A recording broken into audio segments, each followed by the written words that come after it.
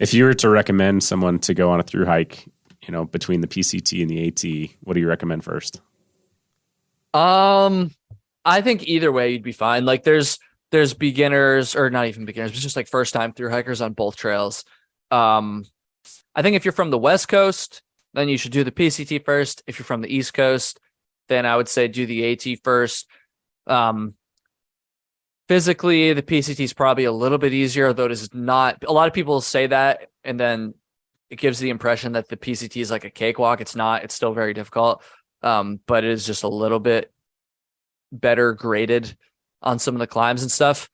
The AT is easier logistically. You don't have to worry about resupply nearly as much, although the PCT generally is still pretty easy. There's just a few spots that are not easy, and the AT is almost always very easy to resupply on. So it just depends. I would say the biggest deciding factor would just be like which would be easier for you to get to.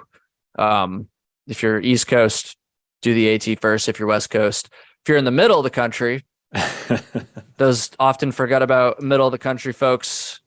I don't know. Maybe that's a toss up. That could go either way. Flip a coin. I wish I had a better answer, but you can't go wrong either way. You're good. What do you feel like is some of the best advice you could give for someone preparing for a through hike? It kind of depends on how much backpacking experience you have. If you don't have any, then my biggest piece of advice would be go and get some backpacking experience first. Do as much as you can. There are people every single year on every single trail that have never spent a night outside and they make it all the way. So I'm not trying to discourage you, but the more experience you have, the better, 100%. And then mentally, I think that a lot of people go into their first through hike not really understanding, and there's no way for you to fully understand what it's going to be like, obviously, but like I think a lot of people tend to underestimate the mental side of things, and that's very understandable. But just know that it's hard and it's not always fun. A lot of the time it's not always like super fun. It's very rewarding. It's always rewarding, but it's not always fun. And so I think that people should really think a lot about their reasons for being out there. I know for me personally, I need more of a reason than just to have like a cool adventure. For some people that works, but I feel like that's not the majority, because like you can go adventure anywhere for a few weeks, and then after that you're gonna be okay, I'm a little adventured out. I think it's time to go home and get clean or whatever. So if that's your only reason, I just feel like your chances of succeeding aren't as high. But again, there are people that still succeed with that mindset. But for me, I needed like a bigger reason to hike, and just like for me, that was just this goal of wanting to complete like the entire trail. That was something that was just like very important to me, especially, I mean, it was important on the PCT too, but that just kind of fell to the wayside after a while because of all the fires and stuff. But on the AT especially, like that was very, very important. And that was like what kept me going, instead of just wanting to see cool views, because you get sick of the views after a little bit sometimes. Depends on the views actually, but sometimes. But I don't know. Hopefully, just take the mental preparation like very seriously, and physical too.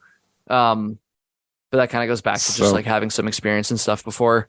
Yeah, let me ask you that. So like how many miles do you typically average per day when you're it varies. On the PCT I averaged more. On the AT I averaged about 15 per day when all was said and done, including zeros, including Neros, everything from the day I started to the day that I finished.